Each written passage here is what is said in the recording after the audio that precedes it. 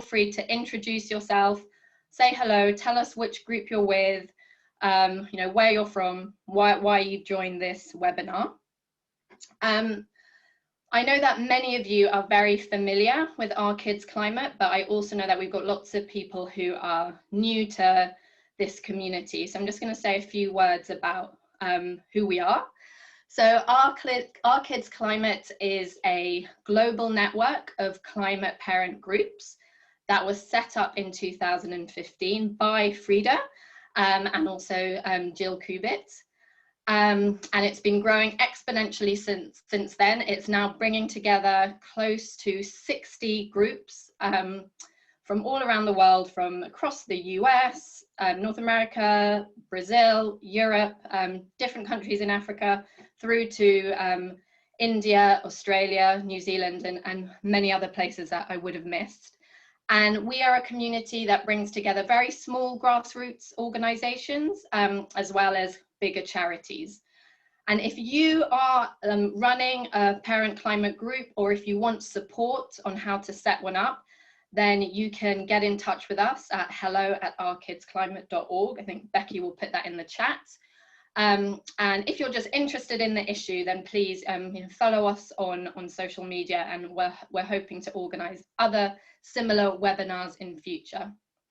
So what we're going to do now is that we've prepared a very short poll, and Becky is going to put that poll up just to kind of gauge where you are on this issue.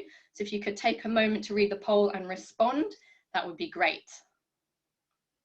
Over to you, Becky.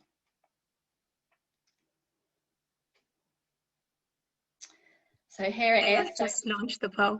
Oh, brilliant, thank you. So here's the question: how often do you speak to your own kids, or indeed your grandkids, or significant children in your life, maybe your students, your nieces or nephews, about climate change? So a lot, sometimes, once or twice, or never. So if you're just joining us, please keep introducing yourselves in the chat. Warm welcome to all of you.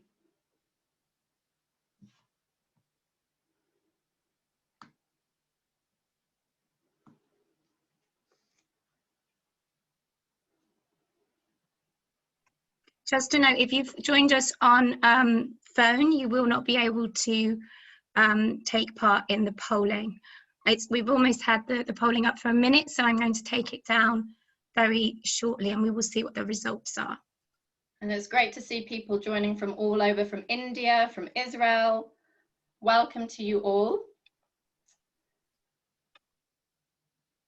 Okay, so now we'll see the results of the poll, our flash poll. Okay, so I think this is about what we expected, because you're an engaged group of parents and educators and climate organizers. So there you see about 45% of you say that you speak to your children a lot, but you're looking for more information. Then you can see the results for the rest: 39% sometimes, 14% once or twice, 2% never. Brilliant, thank you, Becky. Thanks everybody for taking part. Okay, so we organized this webinar because it's obviously such a fundamental issue for climate parents, or for anyone who is organizing around climate action. And some of the questions we want to explore really are: how do we talk to our children of whatever age honestly about the climate crisis without overburdening them, without taking away their childhood, and how do we empower them to take action? And I think what we're really seeing more and more is that this isn't just some kind of abstract question that children might be hearing about at school, or that you might be discussing with them. There are more and more children who really are on the front line, on the sharp end of the climate crisis, and they're not just talking and thinking about it, they're experiencing it. And Harriet's joining us from New York, where there is smoke coming over from the historic wildfires on the west coast of Africa. There are increasing number of floods all over, and extreme weather events, and it's so often kids who are from marginalized communities or in the global south, who are already dealing with poverty or discrimination, who are then having to face kind of the trauma and the devastation of the climate crisis. So those are some of kind of the big weighty issues that we are going to be discussing today. So I'm now going to introduce our wonderful panel. So first of all, we have Harriet Shugarman, who I think many of you know her. She's a leading light in our community. Harriet is a Canadian-American professor, a writer, an economist, an educator who has dedicated her life to working on the climate emergency.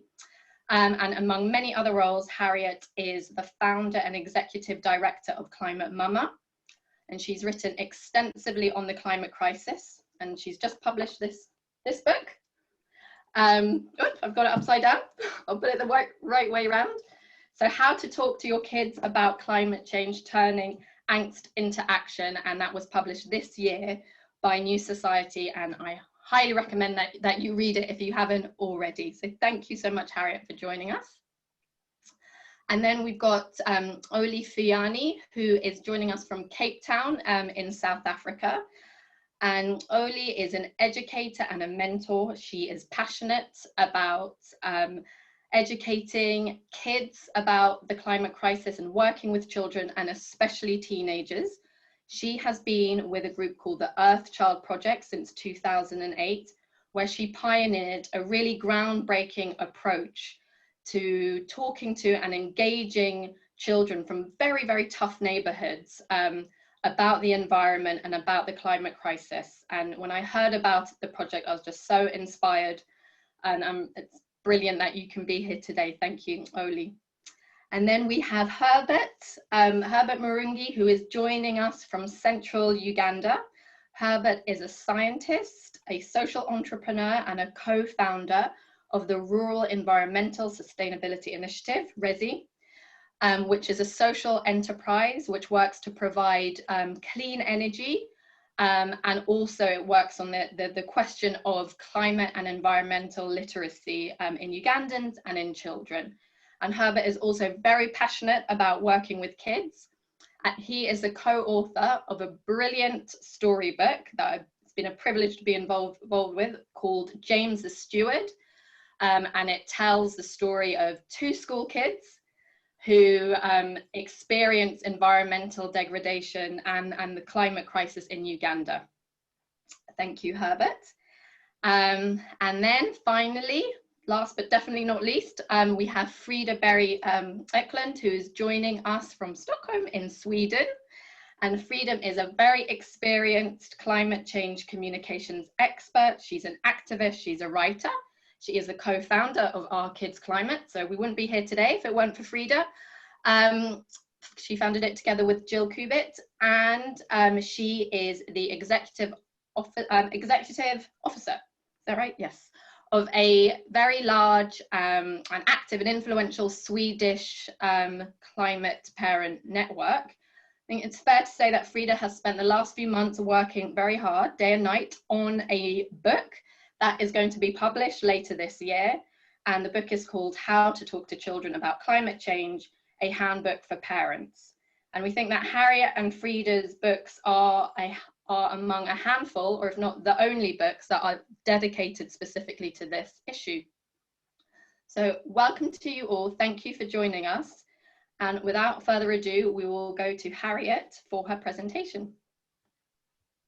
Thank you so much, Maya, and it is truly a pleasure to welcome everyone from all around the world, and I'm honored to share my experience and my thoughts with all of you. And I think our timing couldn't be more relevant as we watch and feel climate disasters unfold around the world with what seems to be almost daily news, and much of it too close to those that we love and care about. So my most direct advice, if you take nothing else away from what I say today, is to allow yourself to grieve, and then to exhale, and then to organize. And as concerned parents, as caregivers, as teachers, as adults with children in our lives, we have an opportunity and an important role to play to support our children from beside, from in front, from behind, from wherever they're asking for that support and wherever they need it. And not only to talk to our children about the realities of the climate crisis,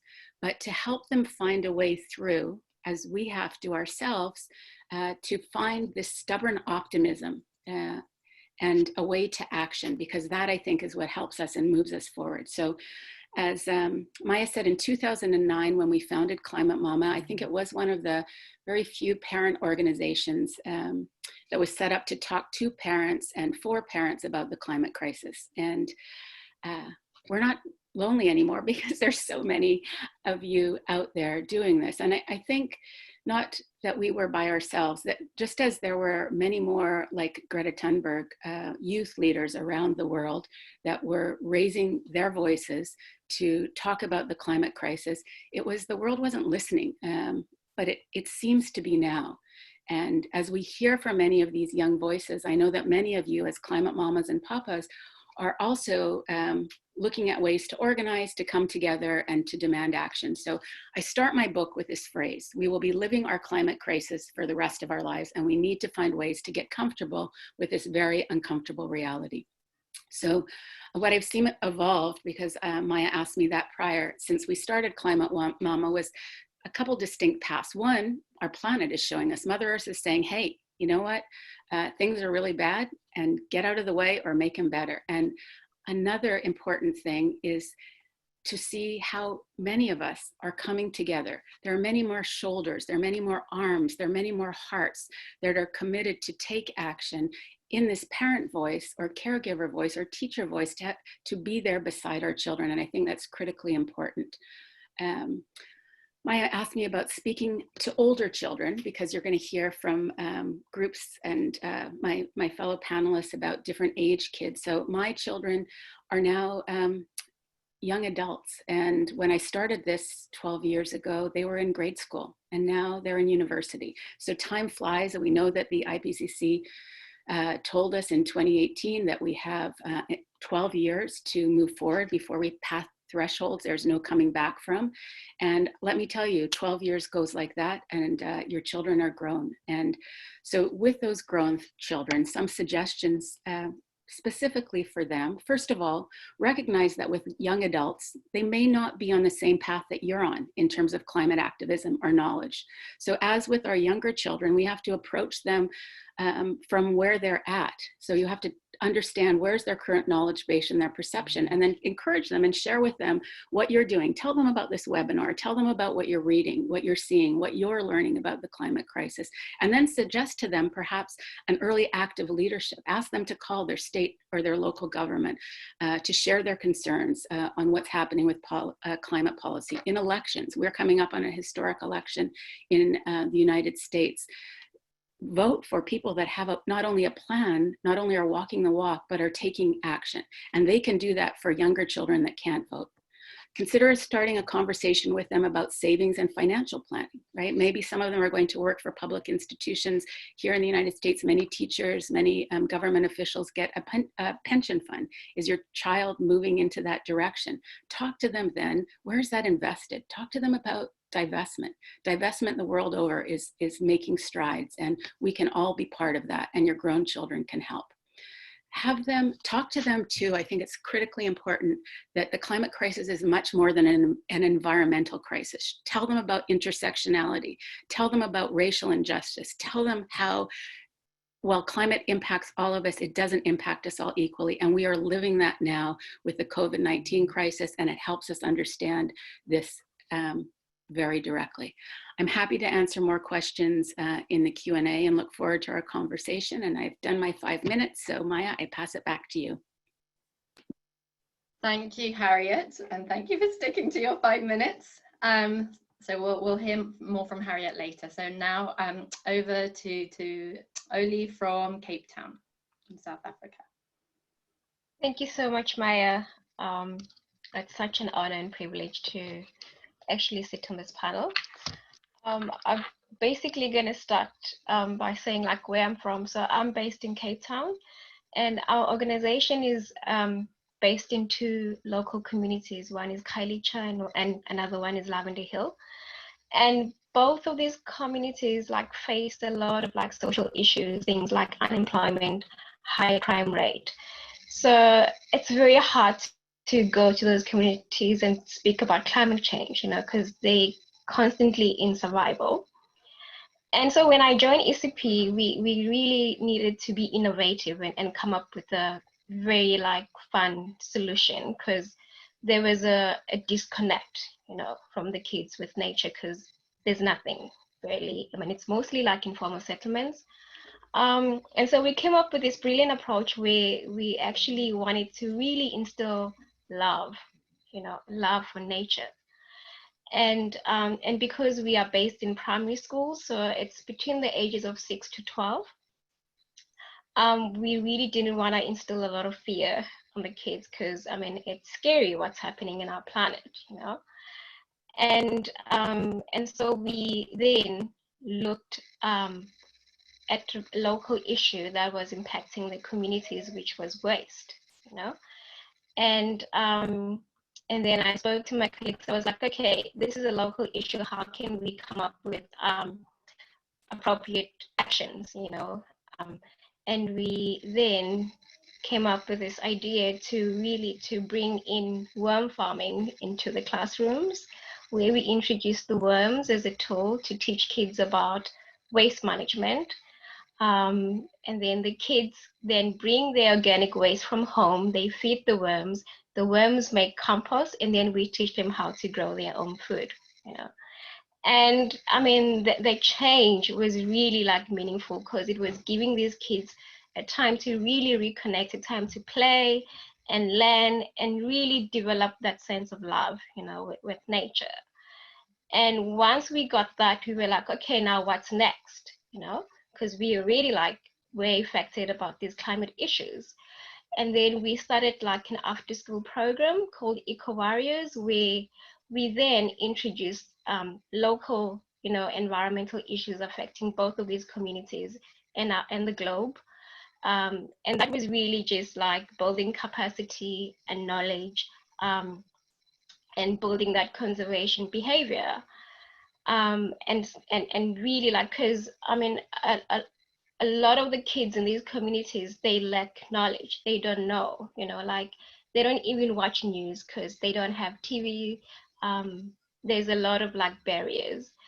And so we were giving them access to this information and saying, well, this is the thing that's happening and it's affecting you right now. And there's going to be ripple effects as you grow old. And then from that space, from that building that capacity, we saw that there was a lot of like these 12-year-olds, 11-year-olds were coming back and saying, well, this is not right. You know, like we want to take a stand, like we want to be the voice of change. And from that, we then started another movement called the Climate Girls. Funny enough, it was mainly women, you know, girls that were coming to us. And we started, we started the Climate Girls, where we were mainly focusing on advocacy and taking action.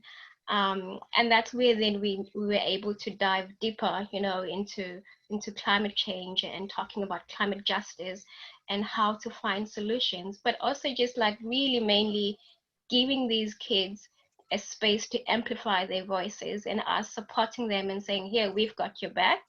We can provide resources, we can provide space, and we are behind you to, you know, for the world to hear your voices and for you to take action. Yeah. I'm not sure if that was 5 minutes or more, but I was very conscious of my time. That was wonderful, thank you. And I remember when we talked about it, you spoke about how the children interacted with the worms in the worm farm and they treated them as pets, and from there that sparked, you know, a love of nature. And I think that's a really beautiful story. So thank you. There'll be chance for questions later. So now over to Herbert in Uganda. The floor is yours. Thank you so much, Maya. I'm Herbert. It's a pleasure being here to talk about climate change, the most urgent issue that we have as of this time. I'm going to share about the motivation about James the Steward, which is a very first storybook on climate change and environmental degradation in Uganda. So in 2017, I joined a local fellowship program called Building Tomorrow Fellowship, where I work with the local communities to promote inclusive education in remote rural communities of Uganda. But one day, as I was doing my usual activity of bringing back children to school, I was in the community and I found a heated argument. There was a meeting and people were plotting to chase a certain man from the community because they were accusing him that he's stopping rain from falling. So the meeting was called and they wanted to chase him away because he's a witch doctor. And then, good enough, in the meeting there was a local council chairman that I know. And then I had to ask, what is happening? And they told me, we are chasing a witch, we're stopping rain from falling here. And then in my mind, I couldn't really connect that. How can witchcraft stop rain from falling? But later on, I was given a few minutes to talk to people. And I told them, I think this is not really the issue. It's not someone trying to stop rain. But I just told them, look around you. Do you have any tree that is 20 years old and still standing? And they said, no, that's how it happens. People stop rain from falling if they're doing witchcraft. So after a few weeks, they were successful. They chased the man from the community. But I was very happy that it didn't rain. And then to me, that validated my point of there was a lot of deforestation. And as an environmental scientist, that left me thinking of how people are really detached from the reality and how people need to know that interdependence of man and the environment. So while in the fellowship, I have other two colleagues, Sharon and Daphne, who may be watching us here. So we co-founded RESI in 2017 to provide clean energy to the people in the last mile and to also educate local people about environment and climate change. But since I worked with schools and I really love children so much, children make me happy when I'm around them. I felt that was a very good foundation stone to start from, to talk to children about climate change. So in 2018, I met a wonderful lady called Maria Auma. We started building the concept of, wanted to inspire a cross-generational climate change talk whereby a grandmother can be able to tell a story of how the climate has changed over time to a young child. And then with Maria and my team, we built the concept of James the Steward, which is, when you read through, it is more of a cross-generational talk. The grandmother trying to acknowledge that the environment is changing, and then later the children are really are able to believe that it is very true. So we wrote James the Steward. We launched it this year in April. Thanks to Maya, she was one of our panelists. And we received some support from Kids Climate in printing out some of the copies that we've shared with people here. And right now, as I talk, we have written a blueprint of the next series of James the Steward is going to talk about deforestation, because that is a very big challenge we have as a country, because every year we lose 100,000 hectares of forest. It is so painful. As I began this webinar today, one of the things I shared that made me sad is how the judiciary, our government is giving out the Uganda forest, 900 hectares to Sugar Corporation. That is really sad. And I'm really happy to be here and talk about how we can work with children to inspire that climate change talk, because I believe in children, and I know if we're able to inspire them, then we can have a whole new generation of men and women who are conscious about climate change. I love the words of Frederick Douglass, where he says it is easier to build strong children than to repair broken men. And I feel this is the right time to really do this regarding climate change. So I'm happy to share with everyone here. Thanks, Maya, and back to you. Thank you so much, Herbert. And I should have said actually that we're running a little competition on our Instagram channel where you can win a copy of Harriet's book and Herbert's book. So you can check out our Insta after this. Frida's book will be out later this year. Over to you, Frida. Thank you so much, Maya, and thanks to the rest of the panelists as well. It's been so interesting to hear different perspectives, and I've seen that there's been a couple of questions that we can probably touch on a bit later on as well in the chat. So I've just written this book that is called Talk to Children About Climate Change. And I think that is really the key message, that we do need to talk to our children about this issue. And I'll come back to later as well about like how you can think about different ages in that. But there are a few things that I think are really important. And one is that we do need to talk to children, all children, about it.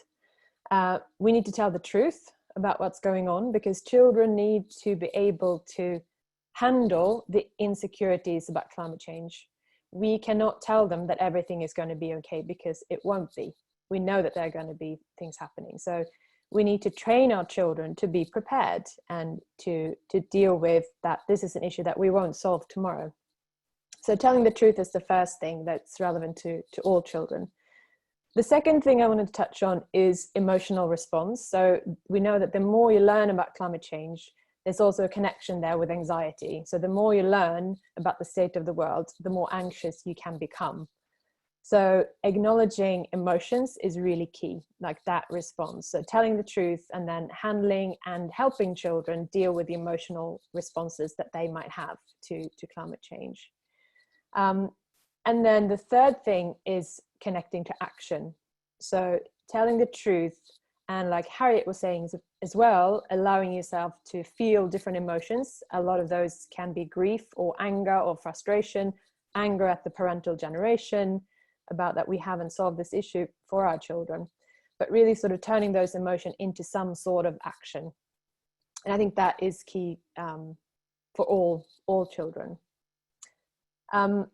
So how can one think about different age groups in this? So in my book, I've gone through all the kind of available research that there is on this topic, but also listening to kind of child psychologists that deal with other types of difficult issues and how we approach that with children.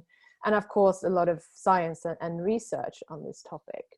And what I've my conclusion is that for younger children, it's important that we talk to children at all ages, but young children, and I talk about nursery age children, so that's maybe up to the age of say 6, is that their brains are not developed enough to understand the complexity of this global issue. And it can be really frightening for a 5-year-old who might hear of a forest fire, but they can't really connect if it's happening here, if that means that my own house is going to burn down. So there are issues around, for instance, extreme weather that are very difficult for younger children to understand fully and absorb.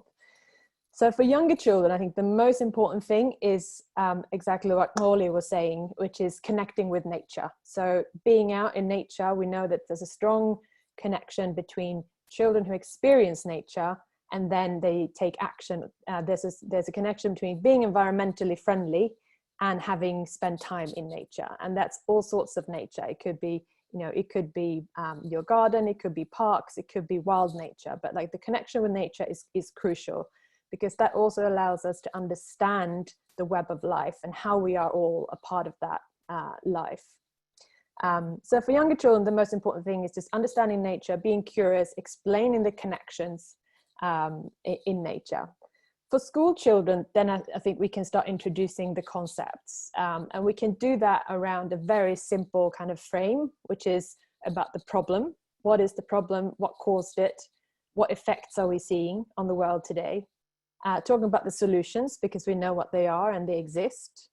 And then talking about like how we can take steps. What can we do to contribute to those solutions?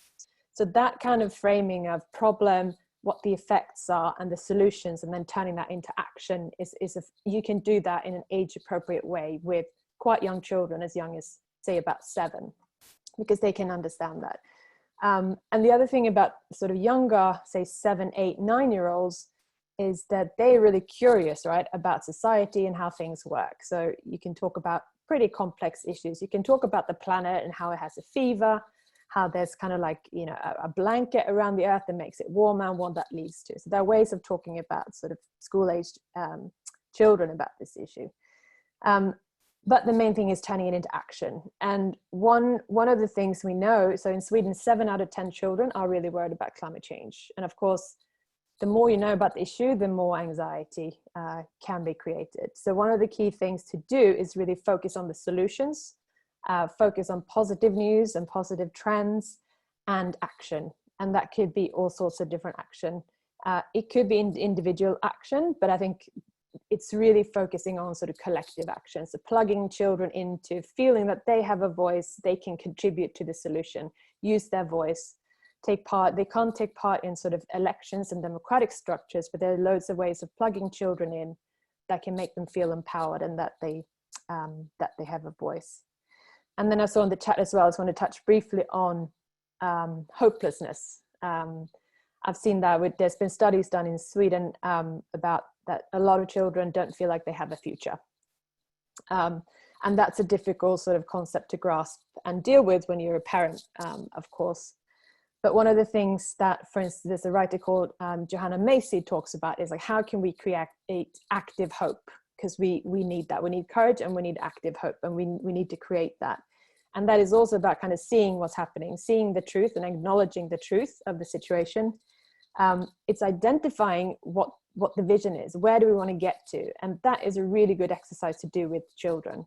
Like, where do we want to get to? What does that future look like? And what steps can we take now towards that future together? So how can we, take our children's hands, and together we identify things that we can do as a family or in my class towards that future. And using arts and creative ways of doing that, of course, is really great for children, as well as using stories and TV programs and documentaries and all those kind of tools that we have in our toolbox. I think I'll stop there. Fantastic. Thank you, Frida. You covered so much ground. So what we're going to do now is I am going to attempt to summarize some of the questions that I've seen coming through the chat, and I'll put some of them to the panelists, but please feel free to ask your questions in the chat and we'll try to get through as many as we can. We've got half an hour. If you can try and keep your question quite short and concise, that will really help. And there are over 90 people, so we're not going to get through everyone, but we'll get through as many as we can. I think some of the themes that are coming up are, that you touched on, Frida, about how do we support our children when we ourselves are grappling with our own feelings of despair and grief and loss. And when we see the climate emergency accelerating, and that's not being matched by the action that we all know is needed. So I think it'd be interesting to hear about kind of that emotion, and how do we address that. There's also quite a lot in the chat about how parents have been inspired into action by their own children, and that certainly was a big motivator for me. My kids coming back from school and asking me, is the world going to explode because it's so hot? And then I think there's something here about what type of concrete actions, whether it's engaging in protest or community-led initiatives, can help facilitate that discussion and also help address some of those feelings of despair. And I think there's quite a few specific questions about how do you approach this subject with preschool kids, and not just talk to them about climate, but also encourage sustainable ways of living. So please keep your questions, add questions to the chat, and I think we'll now pick up the discussion here. So could we start perhaps with this question of how do you deal with all of the emotion around it? So your own feelings and your children's feelings, and how do you kind of channel that into more positive action while retaining that honesty about what is happening? So Harriet, do you want we'll start with you, since that is the title of your book, Turning Angst into Action, and then we'll move on to Xoli, Herbert and Frida to answer that question. Thanks, Maya, and very good conversation happening in the chat, and so I look forward to us following through there. But I think the critical thing too is for us as parents, as caregivers, as concerned adults, to really come to terms ourselves, to understand the realities. There's something called motivated avoidance, right? Where we just don't want to deal with it. It seems too big. We can't get our arms around it. Oh my gosh. And then our kids are asking us those questions. They're concerned. How can we come up from that place of angst, of grief, and move to action? So we have to understand what's happening. As Frida clearly said, right? We are living this forever. we have to tell the truth. We begin by telling the truth, and that's telling the truth to ourselves as well. And then what seems to, what studies are showing us who are studying children who are dealing with these angst and these emotions is that by seeing positive action by other youth, whether it's those youth that are taking action in the streets, etc., or those that are asking their schools to put solar panels on them. There's a big movement in Australia, solarize our schools, shout out to that program. We can learn from each other. Positive actions that move us, that slow down the crisis that we're facing, that we can point to for our children and for ourselves, are ways that we can motivate ourselves. And we have to know that we will not know those answers. Nobody can tell us. It's okay if we do these three things. And I think we all feel that as panelists, or speaking for myself, I get it all the time. Just tell me three things. I'm busy. I have so much on my plate. Just tell me what I can do. Well, there are an infinite number of things to do. And I think motivating our children through what they're passionate about, with a lens of climate there, all through these different ages, can help inspire them and move them forward, even though we don't know the answers. We need systemic change, yes, but we as individuals can take action and change, and that motivates us to move forward. I'll stop there and look forward to continuing that conversation. Thank you, Harriet. Xoli, do you want to jump in? Yeah, I mean, I think that popped into my mind was really acknowledging the emotions, because for me that's the first thing. But also I think I'm very fortunate because I work for an organization that really see the intersectionalities between, the climate and the self, and often, like, when our kids experience those emotions, we remind them of the connection with themselves first, and we do like things like meditation, breathing exercises, yoga with them, but also like we really encourage them to take action first, like come up with like creative ideas locally in their own communities or within their families. I mean, a lot of our kids now are growing food in their homes and they're feeding their communities. Some run like eco clubs, so at least they feel excited, and they have something to look forward to, even though they're very much aware of this big crisis happening, but they have like a concrete something that they could say, well, I'm doing this, this is what I'm doing to solve the issue. Thank you, Xoli. Herbert, do you want to come in? Yeah, sure. Thank you, Maya. I totally believe that the right time to talk to children about climate change should have been yesterday, but we're not really late. In my country, Uganda, looking at our context and maybe the whole of Africa, the the school-going children spend much of the time with the teachers at school. And I want to dwell on that because this is like my 6th year after school. And I must testify that I've spent more time at school than I've spent it with my father or my mom. So to me, the right avenue to really convey this information is through a teacher. I'm going to use a very elaborate example here of the AIDS pandemic. When I was still in primary school in 2003, I think by then I was in primary 4 or primary 5. I remember that's when the AIDS pandemic was really high in our country and the entire region. So president came up with what we call PSC, the Presidential Initiative on AIDS Communication to Youth. So every Friday we would have PSC sessions at school. The science teacher, the senior man and the senior woman would meet us and talk about AIDS. How do you protect yourself? How is it spraying? What does it do to your body? All that. So I remember very, very well that I never engaged into any intimate relationship until I was my university in the 2nd year. Because there was that, at first it was some kind of a horrible thing to really get to know about AIDS. But as time went on, as we received the PSC classes, the message was passed through us.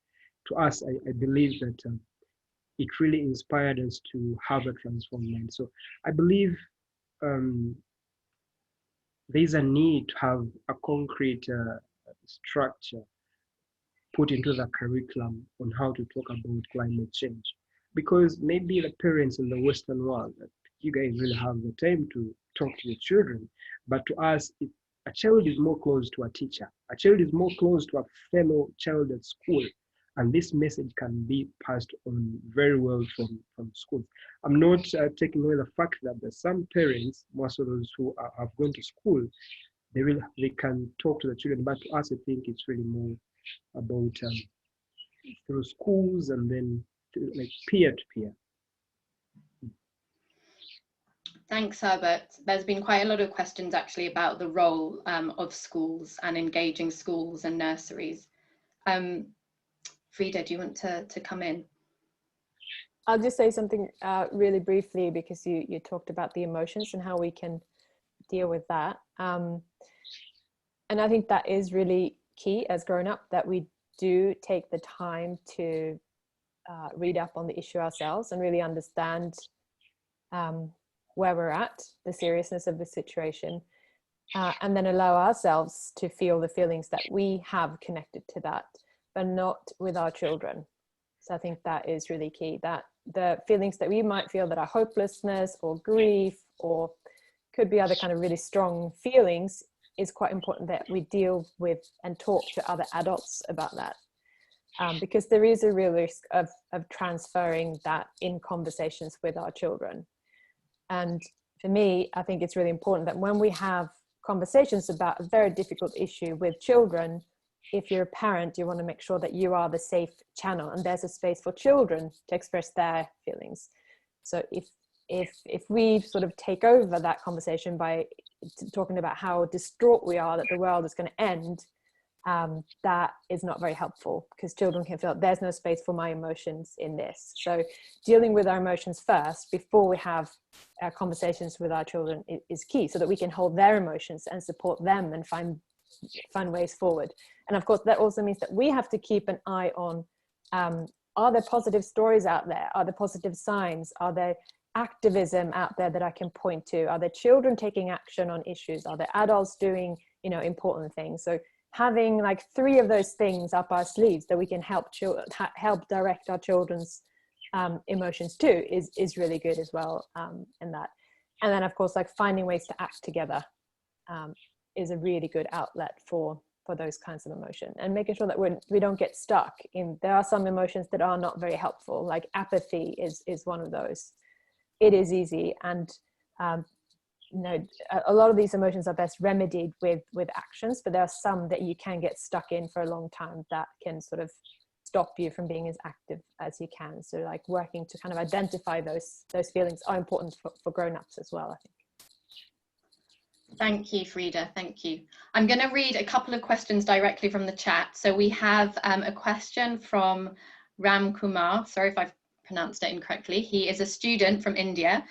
And he's saying that whenever I talk with my friends and classmates about climate change, they are curious and about finding solutions for the crisis, but we end in confusion about which is the best career path to directly work for climate change mitigation. That is a fantastic question. Should we start with Xoli, because I know you work a lot with teenagers, and then maybe over to Harriet, and others who want to come in.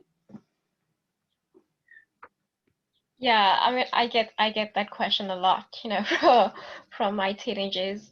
And I mean now, and I think back in the days, I mean, from South Africa, there was not a lot of like careers that you could venture to, within science. But now we've been privileged that there's just a lot of scope. And I think for me, it depends on your passion, really. Yeah. So what's driving you? Because I mean, if it's like dealing with legality, like of these issues, and then I would say study like law, environmental law. But then if you want to work with close to people, then you could also study to be an environmental educator. if you want to work close to the land or to the animals, there's really like a vast scope. But I would definitely say just really look into what drives you and what your passion is, and then take it from there. Maya, I'll jump in. Please do. Yes, Yeah. thanks. And I think that's wonderful advice. And I also appreciate what Xoli said about driving with your passions, encouraging our youth to move forward with their passions. And, you know, I teach students in college, some are environmental studies, environmental science majors, but some are in teaching, in marketing, in engineering, in different subjects, and that's not necessarily what they see as their role. However, if they see it through the climate lens, we need everyone. We need house builders to build stronger houses. We need people to think about how to adapt with flooding rivers. We need teachers, as Herbert said, who really understand what's happening, and we need to support those teachers. So I hear your question, and you know, where is that path to follow? But really, we need everyone, because there's no one solution to the climate crisis. There are going to be billions, as there are many of us here on the planet, and we need everyone to be working towards climate solutions. So I know maybe that seems a bit like, you know, well, I'm not answering your question, but what you're passionate about, if you can move that forward. Are you a filmmaker? Are you a writer, an artist? We need to tell those stories. And as Frida shared with us, we need to envision that future through our careers as well. How are we part of the solution? Thanks. Yeah, completely agree. Whatever career you go into, at one level, you will be a climate organizer, because that's what's needed. Frida or Herbert, do you want to come in on that question, or should we move to another one? Maybe a brief. Okay, go for it. So to my brother Kumar, I think in every career you enter into, the issue of climate change cuts across. I'll give you an example. Let's say you are an industrialist. So you need to look at, can you adopt cleaner production? Because that's where the emissions that are hurting the environment are coming from. If you're a medic, when we talk about the hazardous waste, how are they managed? Me as an environmental scientist. So I think it cuts across. We need to understand that the things that we can really do: adopt cleaner energy, reduce our carbon footprint, revise our consumption patterns. So it really cuts across the whole divide. Thanks, Herbert. There's a few specific questions to Frida about organizations in Sweden, so maybe it's best to follow up on that afterwards. There's a question around how do we close the gap between talking to our kids about climate, them hearing about climate, but then we're constantly engaging in activities that we know are destructive to the environment, like driving a car. I had exactly that with my 7-year-old recently, who said, why are we getting in the car when the Arctic's melting? Frida, do you want to take that? I can come in really quickly on that. And that is the problem, right? Because we are all part of a fossil fuel economy. We can't really get away from it. And as someone once said, even the slavery abolishment movement wore, clothes made out of cotton, right? So we're all part of this economy. There's not much we can do about it. Of course, we can take steps in our everyday lives. And I think that is really important, to show our children that we are willing to think about the actions and the impact that we're having. But it's almost impossible today to live 100% sustainable life. It is almost impossible. It can drive you crazy. If you put all your effort into trying living the best environmental life, you still have, in Sweden, about 2 tons of emissions every year just by taking part in society. So there's, but this can be really difficult for children to manage as well, because say if you learn in school that getting on an airplane is really bad for the environment, and you come home to a family that fly a lot, for instance, that does something with our brains. It's called cognitive dissonance, where what you know doesn't match the behavior. So what the brain does is want to try and get rid of that, because that's really uncomfortable for our brains to deal with. So either you have to kind of reject the knowledge or the information that you're getting that flying is bad, or you have to kind of try and justify it. Like, I do these other things in my life, but so I can, you know, I can still fly. Or you have to change your behavior. And that's normally really difficult. And if you are a child, you have perhaps limited power to make all the family decisions, right? Exactly what you eat, how you transport yourself, and all those kind of everyday decisions. So I think we need to be mindful of that. But there are going to be loads of families where children come home and demand change. And I think that, I mean, that is a really good thing, where we have to, as an adult generation, realize that we have made a lot of bad decisions and we're taking part, you know, and making lots of bad decisions on an everyday basis. So I think, but that is a dynamic to be aware of with children. That can be quite difficult to manage. Just I'll say really briefly, so one of the things that you can do that they found is really helpful is to engage in the positive behavior as you're learning about it. So for instance, if you are in school, learning about, say, food waste at the same time as taking action on food waste in your school, or learning about meat production and the impacts of that while eating vegetarian food in your school, is a really good way of sort of reinforcing positive behaviors and kind of helping with that cognitive dissonance that can happen in our brains as well. So that's why it's also important as a parent, you can pick up on your children's signals to show them that you are also willing to take steps in that direction, for instance. That's really helpful. Thank you, Frida. Becky, I know you've been keeping a much closer eye on the chat than I have, so it'd be great if you could read out one or two questions, and we'll try to get through four more questions before we have to wrap up. Yeah, there's sort of lots of questions and comments. Some things have been referred to before, but I'm just going to read out a couple. One's from Sarah. Sarah has teenagers. They're 13 and 15, as well as two younger kids who are 8 and 11. They all understand the climate crisis, and the 11-year-old has been quite affected by it emotionally. However, the teenagers don't seem to care. They say no one else around them does, so they buy fast fashion, they eat meat, things that their peers are doing, and want to go on foreign holidays. I want to find a way to make them understand the seriousness of climate change and the necessity for individual action without scaring them. Any suggestions, please? So that's one question which I thought was very interesting. We've also sort of got another similar question. Let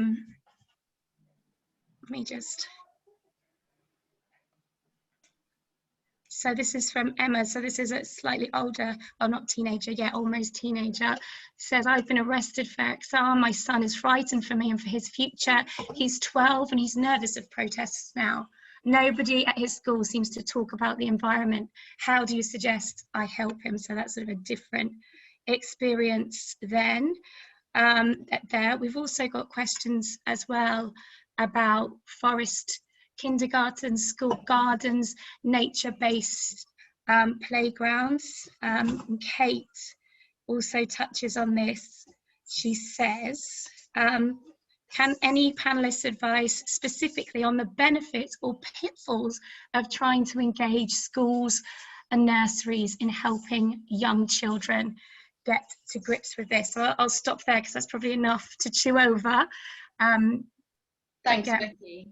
So who wants to come in on this question of how do you respond to teenagers? I'm glad I'm not there yet with my own kids, who aren't willing to engage with the climate crisis and obviously have a lot of pressure from their peers to live a certain lifestyle. Harriet, were you raising your hand? Yes, please come in. Yes, well, so they're teenagers too, and perhaps we need to give them a little break because, you know, having lived with my children since they were young, came to many protests with me, were happy to come and be with their mom.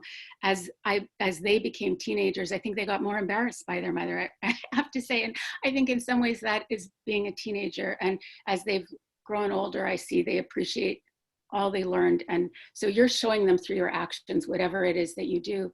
And sometimes it could be pushing them away. And I think the issue of personal blame and responsibility, we have to also remove that from ourselves and in some ways from them. We do what we can, but as Frida was saying, nobody can make themselves perfect. You could spend your whole day and night trying to do that, and our system isn't set up that way.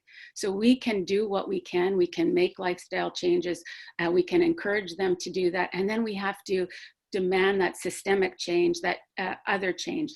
Is it showing your children that you're helping get schools in climate curriculum into schools, cross-curricular? That may be one way to show it. You know, as Herbert said, the importance of having our teachers be able to teach, because maybe your teenagers will listen to their teachers different than they might listen to you as their parent. And so I think we have to give ourselves and them, and we're asking them to grow up faster than they would in other ways, shapes, and forms because of the urgency of the crisis. So it's a push and pull, right? We know that urgency is there. We know we're reaching thresholds with our planet. We see that we're living climate change wherever we are in the world every day. And so we want them to do those things.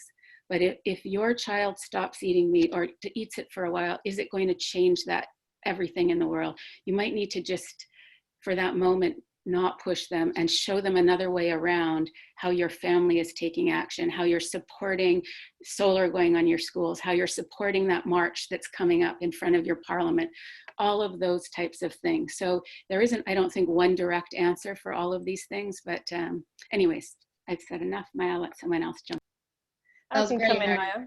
Yeah, go for it, Frida. Just really briefly, I don't have teenagers, but I've spoken to quite a lot of the school strikers as well about this issue. And I think I fully agree with you, because also, I mean, this, one of the key things when you talk to children about this issue is to make sure that they know that it's not their responsibility to act. It's the parents' generation that have been part of causing this issue, and it's our responsibility. I mean, we want children to be able to be children, to go to school, to do what they need to do to grow up. So in one way, we are doing this for them, right? We are taking this for them so that they don't have to, they shouldn't have to be out striking. They shouldn't have to take time off school and sit outside parliaments. That is our job, because we're not doing it, they're doing it. So this is a lot of things that I've been hearing from teenagers, is that they don't want a school strike. They're doing it because we're not doing it. And that's the only way that they can get attention. The other thing I want to touch on, there is a huge social cost to teens to be seen as an activist or you know, a greenie. So I know that a lot of the young people that are striking feel that they get a lot of you know, comments from peers, and that is really difficult when you're a teenager, when all you want to do is kind of belong to a peer group. Some of the climate strikers have really found, you know, connection with others in that context of school striking, but in the context of a normal class where most people are not striking, that you're still the odd one out. And that's a difficult, you know, place for a teenager to be when all you want to be is, you know, is belong. So I think, like, just touching on the other question then, is like one of the key things we can do is, like, we now, number one, we have to normalize the conversations around climate change. We have to normalize action on climate change. And that is both at home, in workplaces, and in our schools. So that, you know, makes a case for, we need to talk about climate change a lot more in our schools with teenagers and help them take action. And I think that will then help, you know, bring more people to the issue as well. Frida, that's a really good and positive note to end on. I'm conscious that we didn't get through all of the questions, and there were so many rich comments in the chat, and we could probably be here for another hour or another all day.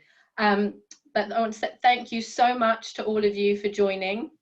We're going to send out a note later where you can provide feedback, or if you have suggestions or ideas for future panels. We've been thinking about, can we bring children together and facilitate a child-led discussion? As I mentioned, Harriet is going to be taking over the Our Kids Climate Twitter feed, so you can go on there and ask questions directly to Harriet.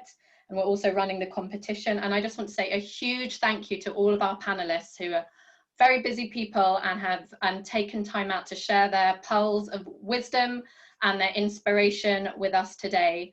And thank you to all of you who joined. And keep following us on social, and we will hope to organize something similar again soon. So thank you very much to everyone from around the world, and let's take heart in this global community that we're building to tackle our climate emergency. Thank you, everyone.